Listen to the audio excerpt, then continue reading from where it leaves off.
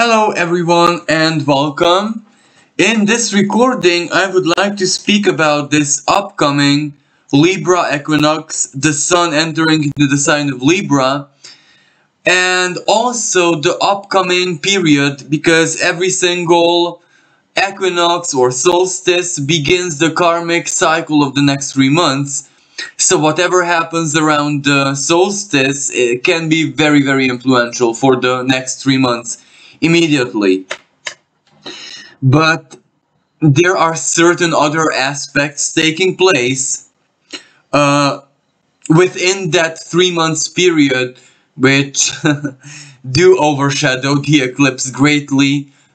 The equinox. And you know, this is immediately my projection because we are talking about eclipses, and one of them, and I do believe that I forgot this eclipse that I'm so surprised about in a certain way on my screen. So this is what I'm talking about. These are very life-changing, world-changing energies. And, you know, potentially they can even change the political landscape of Europe, of the world even. So, anyway, but let's go back to the beginning.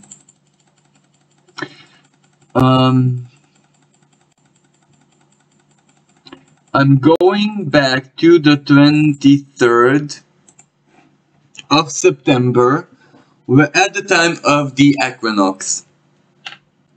Equinoxes are not just important from a strictly astrological or astronomical perspective, but also they're very important spiritually. Many cultures, many people, ancients so to speak, did not know necessarily astrology and the position. They could not track the stars or other shamanic, deeper shamanic culture. Simply, this is not their path of knowledge. Yet everyone kind of knew the equinoxes, solstices, the cardinal energy activating, because the veil between the world was that much thinner at that moment every single year.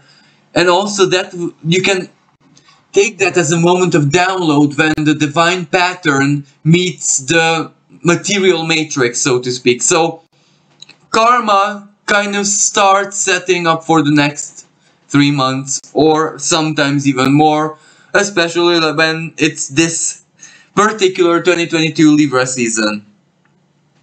So we already see something very revelatory, because as soon as the Sun enters the sign of Libra, 0 degrees, it is joined by Mercury retrograde.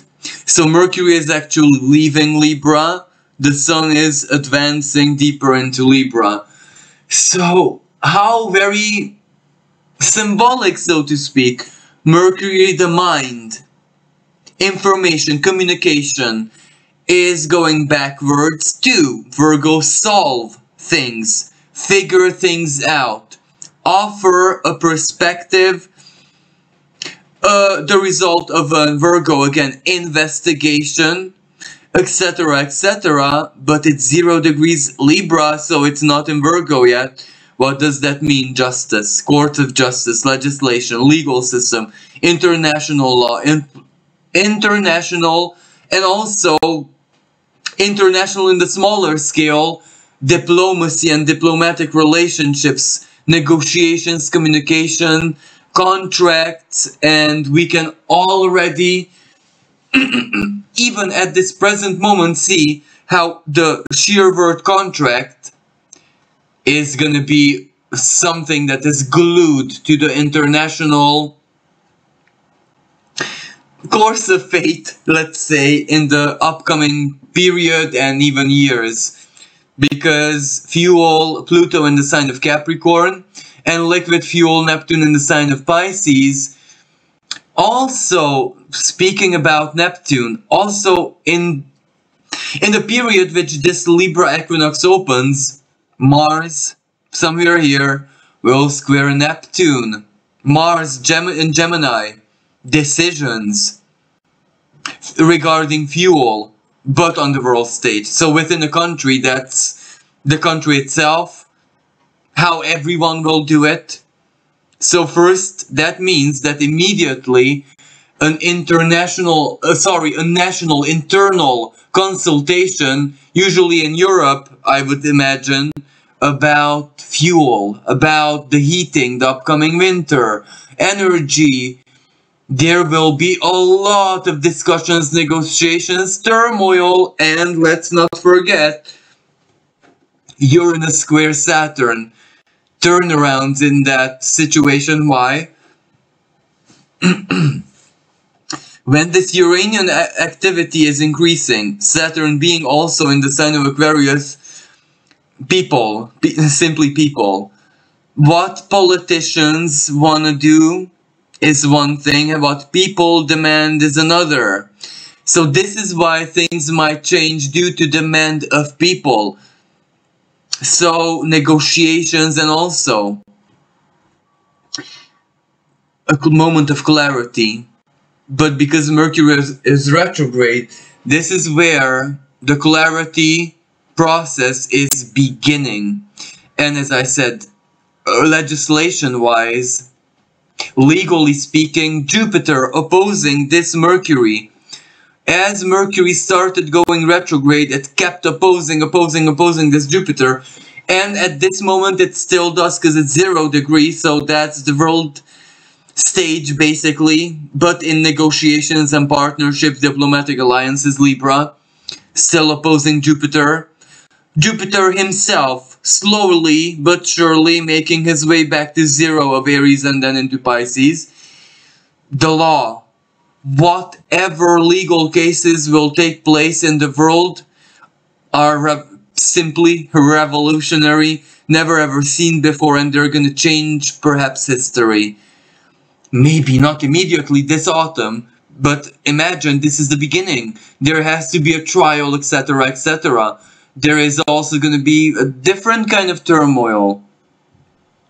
If we look at the aspects, Venus squaring Mars, what is value truly? Mars in Gemini, the duality, the choices. Let's look at things from different sides, different perspectives, even of the same coin, different sides. And value might seem so very differently to us once we look at it from a very, very cold-headed position. So this is where relationships are very quickly going to be changing due to value. If this cold shower moment, value-wise, acts as a karmic wave collectively due to other triggers, don't worry, we'll get to that. Then you can imagine that marriages, partnerships will change, friendships will change, alliances will change. The customs, habits, modus operandi, value systems, but in a methodological sense, how customers choose their products and who they trade with, is going to profoundly change. And it has already changed in, let's say, in spirit internally. Now it's time to execute materially. So companies and statistic companies, big corporations are going to be very, very lost, because they will not expect people's behaviors to be so very radical, random, different, unexpected and uncontrollable. Dramatic changes are going to be taking place, and you can imagine that neither can centralized power and, you know, anything associated to Pluto in the sign of Capricorn can figure out very well what people are feeling. And in this sense, we're going to have very revelatory energies. So immediately moving on to 25th, really. Look at this. Okay, let's ignore the fact that Mercury and Venus are in the sign of Virgo, and it is an outer sign conjunction, but they're still kind of conjunct with this Libra new moon. They kind of are. Let's say they're in one bunch here. They kind of share each other's energies. let's take the sun as the leader of the party, of the planet party. So let's take into consideration what the sun truly does. And what the sun does, first of all, it is in a perfect meeting with the moon. Identity, but emotion as well, the soul level truths. How do our partnerships need to look like in the upcoming period, in the upcoming, and perhaps for the rest of our lives? Why? Because Mercury and Venus are in trine to Pluto, and that is very Mercury retrograde.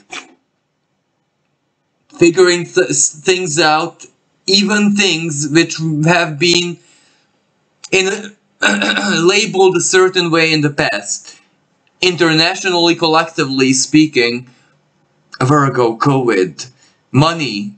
What did you do with the loan, with this, that, and the government? Okay, we get that. Medical investigations.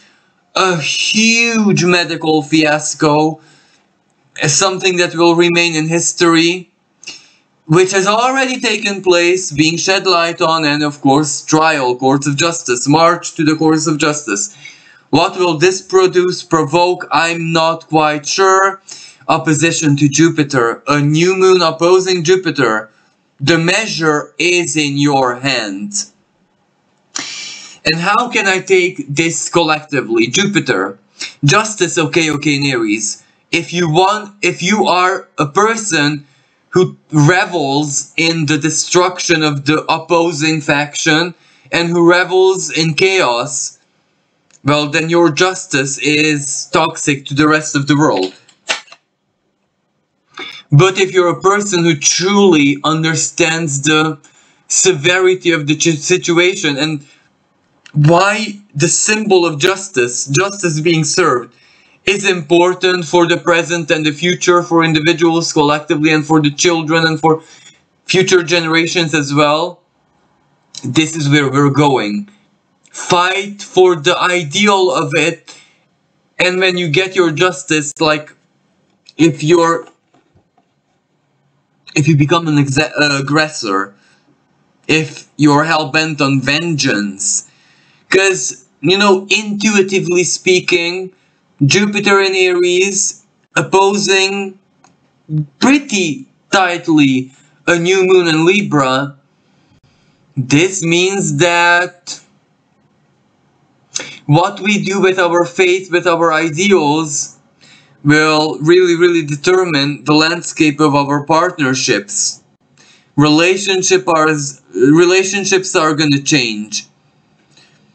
This is where what we believe and how we see the world, what's in our head, what's our sense of direction, how we perceive the future, and who we are creating ourselves to become in the future are going to be determining factors if the partnership stands or doesn't stand. Because you can imagine that this in excess, this used violently, vengeance, as I said, vengeance simply, will not be a pretty picture, that will not birth a really good future, because vengeance always ends up sad, lonely, hungry, thirsty, and ultimately it consumes itself.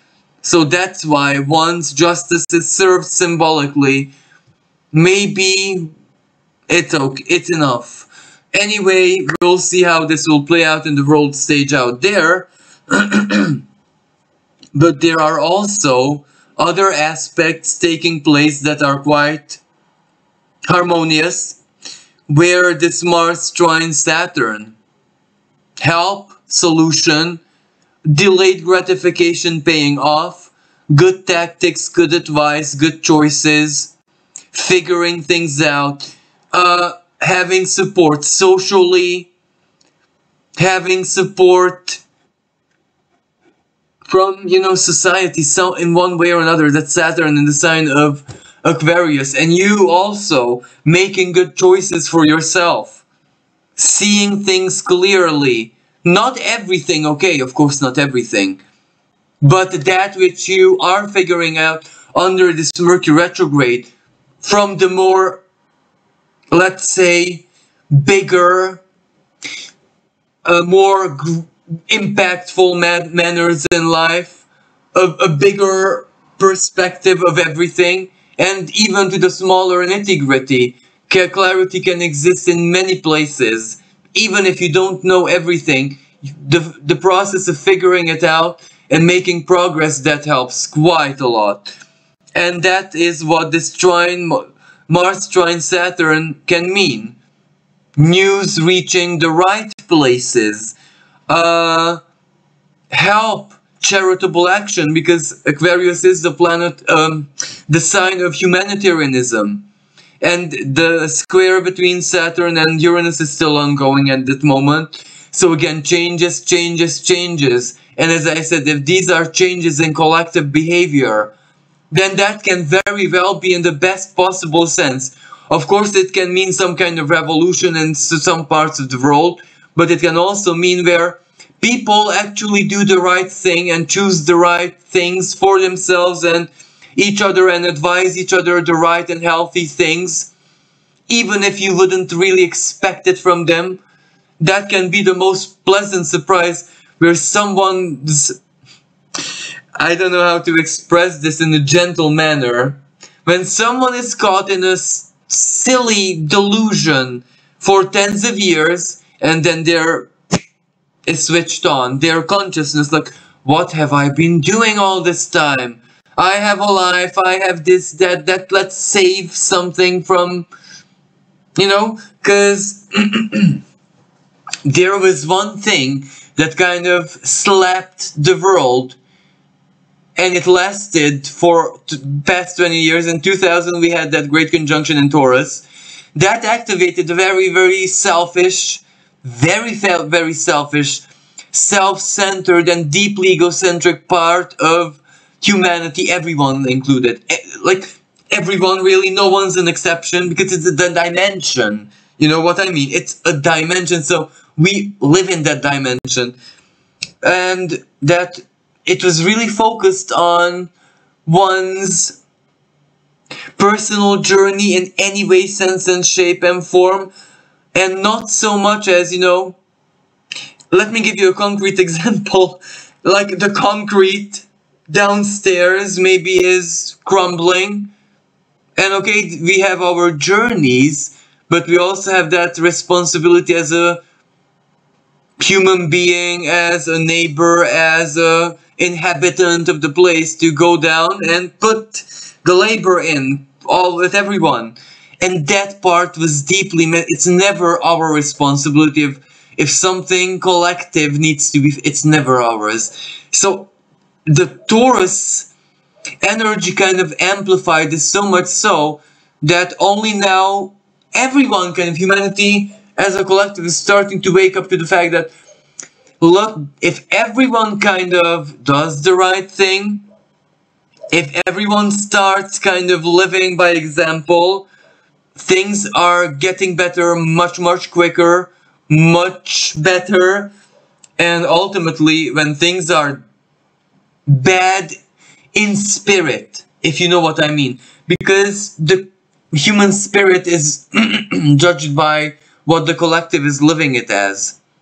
And if it's bad in the spirit, too much ego, too much delusion, like really delusion. Like, I keep seeing, for example, the modern mysticism where the universe is just a software that we program the way we want. We have to be careful of our frequency, not necessarily not to upset the divine balance, and at least speaking about Libra, weighing what's right from wrong, but to match the frequency so we can manifest better.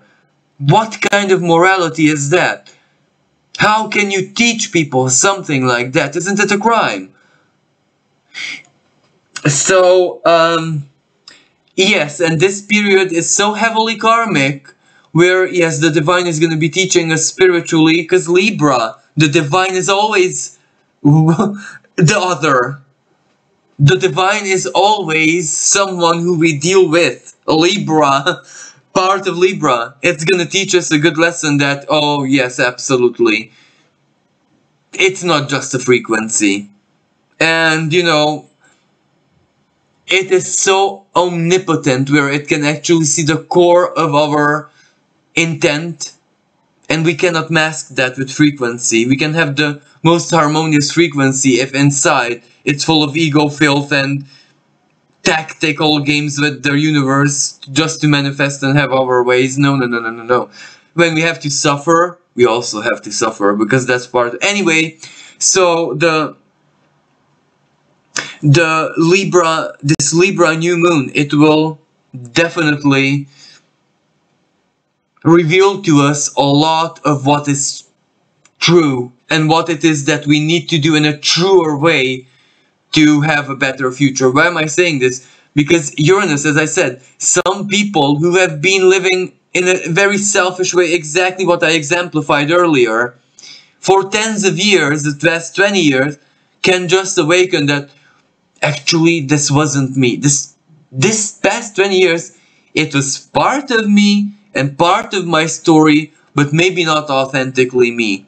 So there are going to be very positive changes as well, because that's one of the qualities of this Saturn-Uranus squares. And as I said, Venus value, money, solutions, everything practical but purified, Virgo. Then there's Mercury, retrograde, okay, but very powerful in its home sign of where intellect meets the heart in a pure way, in a way to understand ourselves and the other. This is the blessing of this new moon. Opposing Jupiter, it can be very, very purifying.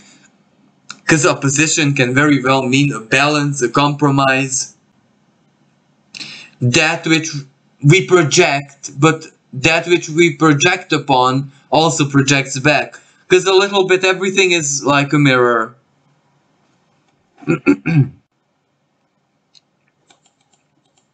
So let's keep on moving forward. And then here we can just see this Jupiter retrograding back, Saturn. We can see Venus here anoretic on the 28th of September, making her way into Libra. So 29th of September, Venus is in Libra already, and she is the ruling planet of Libra, as Nadia Shah usually says she is the celestial Aphrodite in Libra. So she rules everything romantic. Libra is a rare air sign, so feelings, romance, compassion, altruism is also in the mind. So that's very, very good. Sun not being very powerful in the sign of Libra, but that also means it's that much more altruistic Sun. So this is an energy when we start really, really processing and thinking deep about others, the need of others, and when other can also be the country we live in, the society, the community, the world that we live in. And this is where I do sense that the Jupiterian energy, especially at the moment when the Sun opposes Jupiter, all of us might have this tendency to get more immersed into public life than ever before. It might concern us more than ever before, one way or another, either in a way that we need to take action, or we need to leave it in a radical way, as in going, how you call that, off-grid, to say bye-bye to modern society, to just find your way in such a community, a small village, rural life. Either that, or you find one way or your own way. And for most of us, fight means to work hard, sometimes for free. This is where, as I said, the selfishness comes into play. Can we do that? Yes. So there is going to be also a moment when the Sun is going to square Black Moon Lilith. That is also a moment when issues in the family are going to be raised, and especially partners are going to not agree all that much on how to raise, or what the best education for their child might be like. So there might be discussions and issues. But we must also observe that the square between Mars and Neptune is getting tight. No, I don't want to change the year. It's getting tighter. So we are very well in October now. Mercury has finished its retrograde and starting to move direct. So it is at 24 degrees of Virgo, holding the trine with Pluto, the trine that it started its retrograde with. So this is the moment of clarity, when we figure it out, when we make the decision, or at least know what the right thing for us is.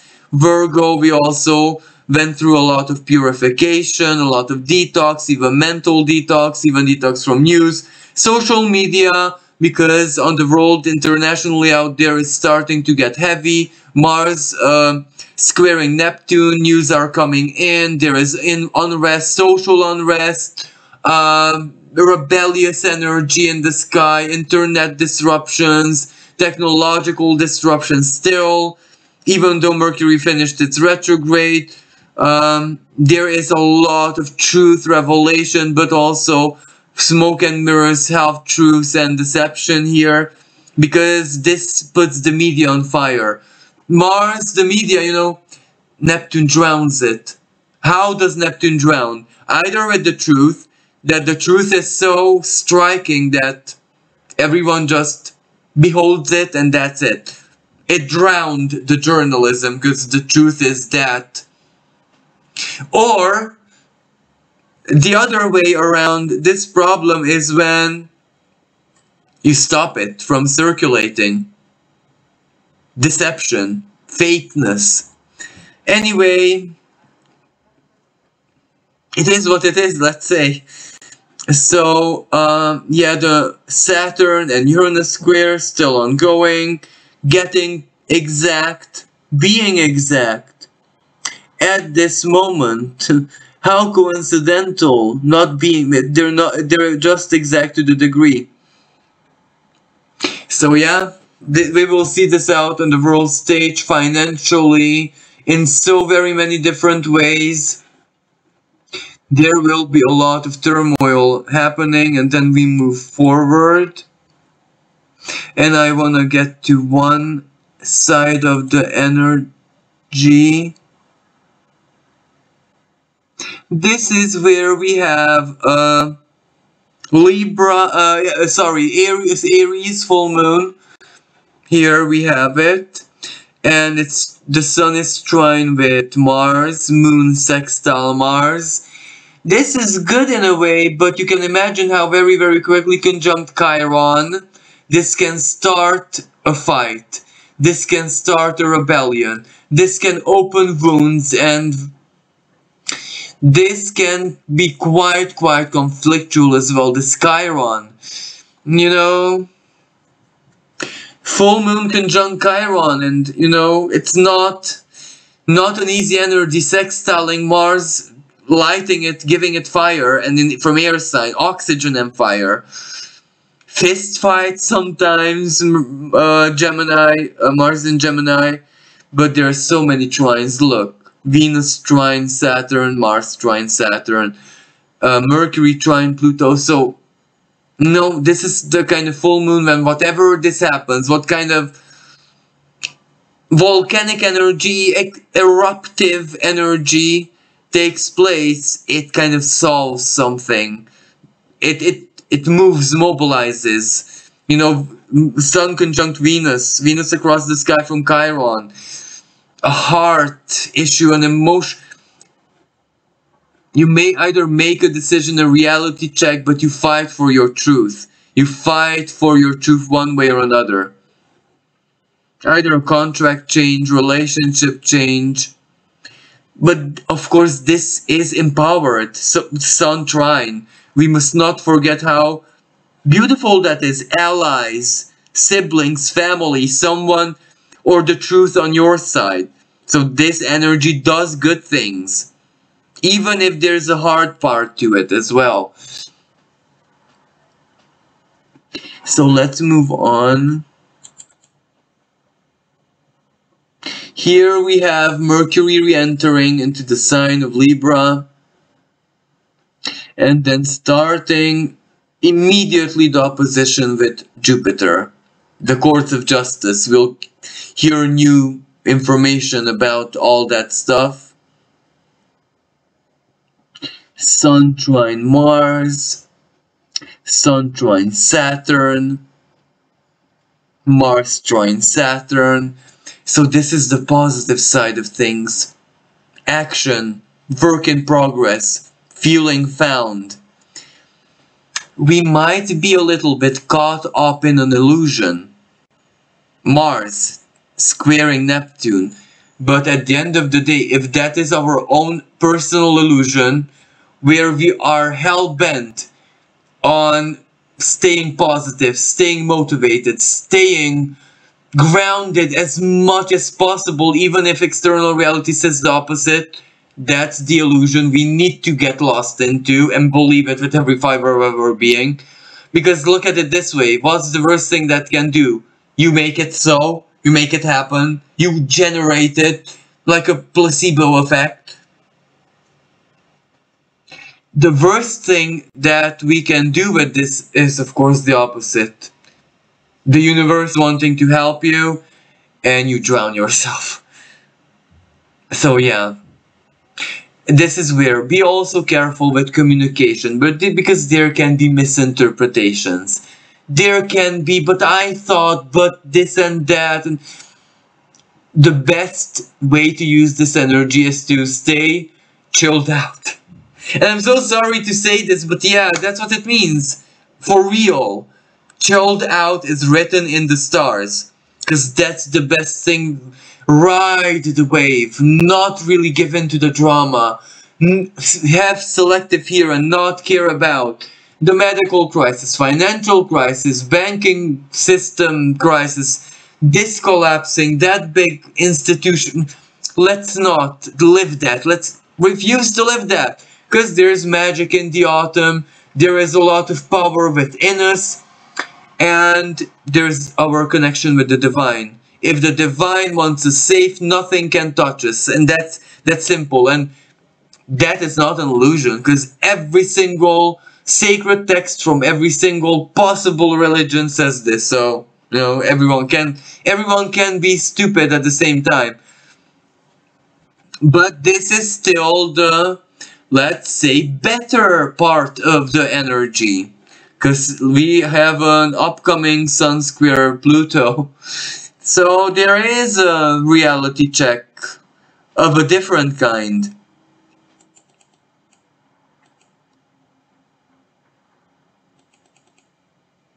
So as you can see, there is this Sun meeting Venus and Libra, and pretty energetic, if I'm not mistaken. Exactly. The planetoid Haumea is also conjunct the meeting of the Sun and Venus. This to me is a really hopeful, if I'm allowed to say that energy. Look, trining Mars, okay, it's the way it is. But then we can already say that perhaps there's like a grand trine in the sky, even though the trine with Saturn is not, we can't even call it a trine, but we can use our imagination, our wishful thinking. But it's still a positive energy, because ultimately we're making the right choices. We know something by heart. Or we have someone in our lives, Libra, which gives us a permanent groundedness in reality. We're doing the right thing. So, you know, we're choosing the partnerships with wisdom, we're contracts, negotiations, anything Libra. We're choosing with wisdom, you know, wisdom of the heart and any kind of wisdom. And Venus is the ruling planet of Libra, so this is real. And Haumea, this is where also the world stage, alternative, all whatever it is that there is a human need for it, there will be an alternative available, because that's Hamea. Then the sun entered into the sign of Scorpio on the 23rd of October. And this is when it's coming. So we see where Venus and this Mercury, but right now just Venus, have been part of this equinox so intensely. They're part of this Scorpio. Or is it not? Yes, it's, oh, sorry. This Scorpio eclipse. Partial solar eclipse in the sign of Scorpio. I think it is more gonna be visible around Europe, if I'm not mistaken. But anyway, it's a south node eclipse, because the south node is opposite, so it's somewhere here. But it's revelatory, because this is where it's based on a true south node. It is based on something that was already revealed, and it changes. It changes the modus operandi, it changes the financial world, it changes the medical world, it changes many things, to be totally honest with you. And the moon, Venus being part of this eclipse, money, financial energy. She is not very powerful in the sign of Scorpio. She is debilitated. So, you know, the truth there. The truth, how do we feel? How do we feel about the needs? How do we feel about how things were solved until now? How do we feel about that which was communicated to us? And this changes. This is a reset, ultimately. Every eclipse is like a reset. So this is where we clean the filth. Collectively. Individually, this can be healing. Profoundly healing. Look at this. Mercury trining Mars. Mercury trining Saturn. Grand trine. Almost. So, healing. We release the pain, we'll release the wound, we'll release the trauma. A new beginning. This is where we can see this new 2 degrees. This 2 degrees of Scorpio, again the number 2. This is where we can start living without being slave of our trauma, of our poverty, Scorpio, of our illness, of our disease, of our victimhood. This is where the regeneration can happen, because we allow it. We give space, we give freedom to our souls, our bodies, our minds to regenerate by rejecting the filth. So this can be a powerful healing energy. Absolutely. And as I said, financially, it definitely begins something. And let's get to the star of the show. Did I want to show anything here? Mars is stationing. Saturn by now went direct. Pluto by now went direct.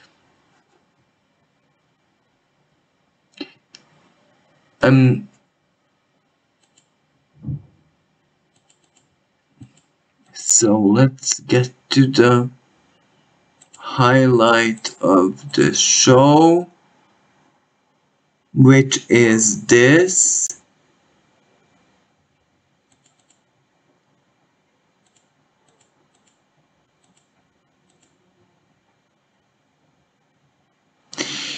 So the other eclipse. Now this is, how should I say, truly life-changing. Look. Well, Uranus conjunct the moon and conjunct the north node. So this is a lunar eclipse, a total lunar eclipse in the sign of Taurus. It's collective future. Something is there. Something happens for the collective future. How we feel about it. Uranus is very, very rebellious. The moon likes it in the sign of Taurus, values. But the moon in Taurus sometimes symbolizes the voice of people, the voice of people's feelings, a rebellious energy, a big value change completion, a transformation that we're seeing the first completion of it. Because the North Node, this is for the future. This is like building material, resources being freed up. Saturn, but changing forever how things used to be. Saturn, legally, administratively, the structure of things, what we put emphasis on its value. And look at what opposes. The Sun conjunct Mercury and Venus. Again, the same planets. These troublemaker planets that will haunt us all this Libra season, this Libra Equinox season. Venus, well, without a shadow of doubt, money, currency, finances, how we share, how it's shared. Debt, banking, the management of debt. What Mercury in the sign of Scorpio, the result of investigations. Financial investigations, medical investigations, expertise, independent expertise, journalism, and also, as I said, detective investigations, but it can be very well on the larger scale. Jupiter at this moment moved back into 29 degrees of Pisces, karma. A powerful, powerful karmic activation, because this is Jupiter's last chance to truly wrap it up its act. Because it won't have this moment in 12 years, in the next 12 years. So it really needs to wrap up the karmic energies. So in that sense, when usually this takes place, make big, medical things in our lives finally needing to be resolved and being resolved. Why? Because Pisces is hospital, chemistry analysis, microscopes, medical research in that sense. Or this can be stuff in family conflicts, generational conflicts, family karma, and also collectively speaking,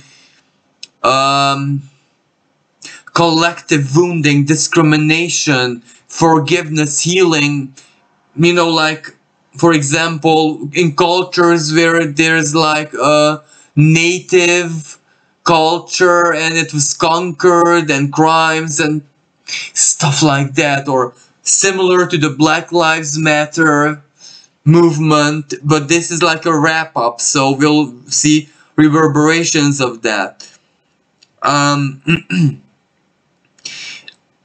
And all of this is T-squaring Saturn.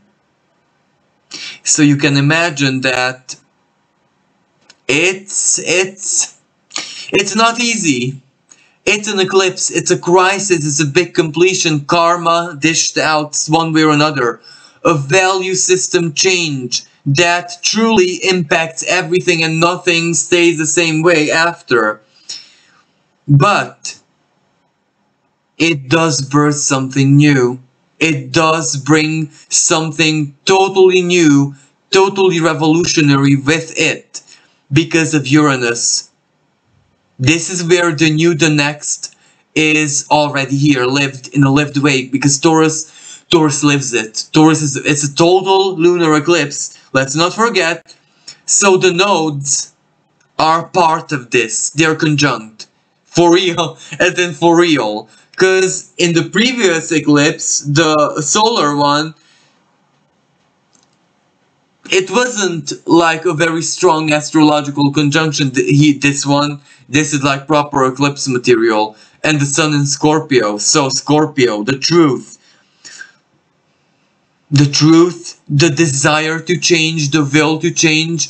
A phoenix moment. but also a moment when we have to say goodbye to the past, south node there, because where the north node is, opposite to it, to the exact degree as the south node. Not sure why this doesn't display it.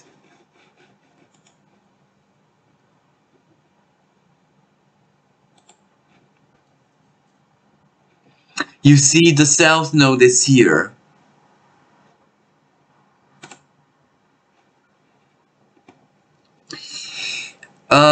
And that's very relevant because whatever happens, and you know, usually a lunar eclipse,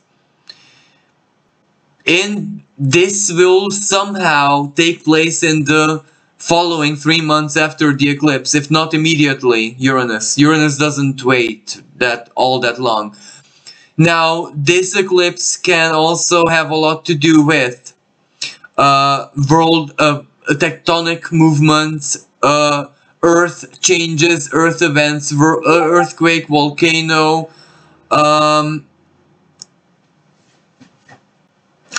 and also you can imagine that on a political landscape, on a financial landscape, on an emotional landscape, because for example, in some parts of the world it's going to be something where an entire culture falls in love with something that has been part of their tradition and has been lost a little bit in the 2000s, and they re-embrace it. So it can be so very folklore, popular tradition, popular wear.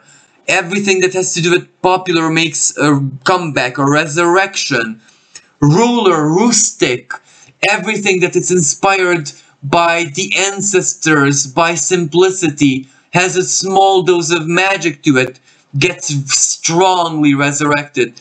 And the emphasis and the value is placed on that.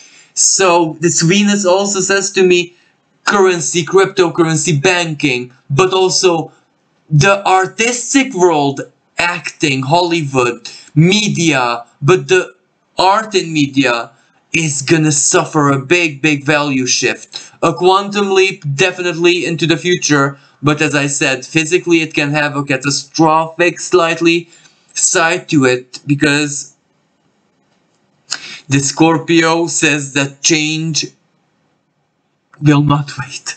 Change is here. This is change. The power of change with the big Saturn is going to be demolished. The wrecking ball, it comes. And don't get me wrong, Saturn in Aquarius, it will blow our minds as well, collectively, but that means individually.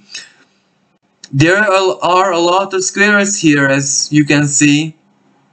This is all square and all opposition.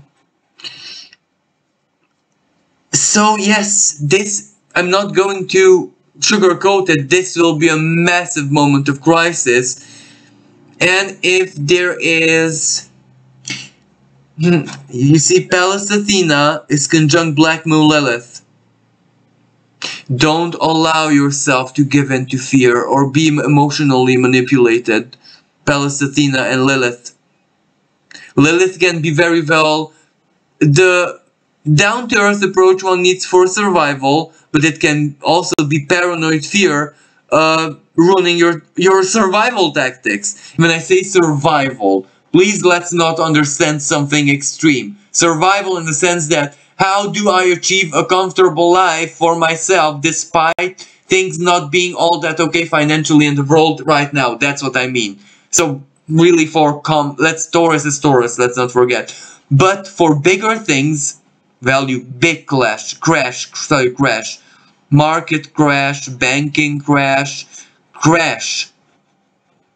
simply said crash. Neptune and Mars still squaring each other. Mars retrograde. We are already at this moment in Mars retrograde, so one part of this energy, even when it happens individually, we have to sit back and just, what happened? What exactly happened? Is this even possible? Is this even real? But individually, this is a moment when you finally reinvented yourself.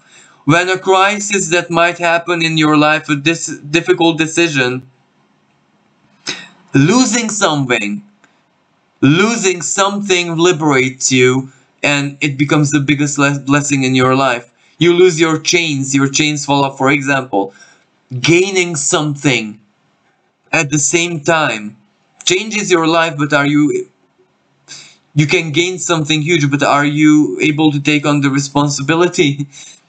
Responsibility. So this is where, regardless of the polarity of this, erasing a debt, gaining something but erasing a debt, helping. So what you do with it is very, very important. But ultimately, the moon, returning to natural, traditional, returning to the even spiritual, even way of thinking, the higher self, common sense. And technologically, you can imagine this will be a huge quantum leap. A new technology that we have never even imagined will see daylight without a shadow of a doubt, as I imagine. So this is why this eclipse is going to be this Mercury and this Mercury conjunct again the Sun. What prophetic energy. Again, this year Mercury danced on and off in so very many ways with the Sun. Revelation, truth, figure it out. But we need to figure it out based on our own intelligence and our own values and our own aspirations. But this is where it's life-changing, and where I wanted to go with this Mercury investigation news. This is what happened, figures, facts, detective work collectively. So we can imagine that changes the course of justice, and it changes a lot in the world. So this is, for now, this is what we can expect this autumn equinox season. Thank you so much for listening. Until next time, bye for